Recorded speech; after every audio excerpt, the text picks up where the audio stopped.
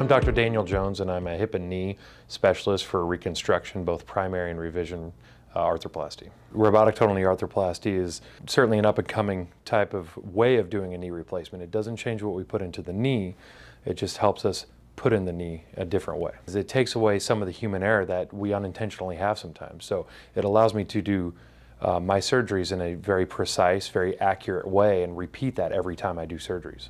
The hospital stay will probably be the same, as most people generally stay 1 to 2 nights. From a recovery perspective, having the implants in a consistent manner be put in the fashion in which I want to put them should help recovery from a functional recovery perspective.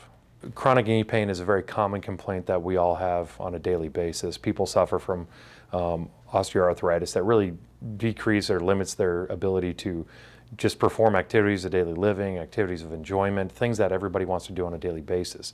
Playing with grandkids, all these things can become quite troublesome and really put the patient in a bad perspective from their lifestyle. One of the things I love about the robot that we recently obtained to have access to do surgery is that it only assists me. So it helps me put the cutting blocks in the position where I want to put them. The robot actually doesn't do the surgery. As a surgeon, I prefer to do the surgery myself.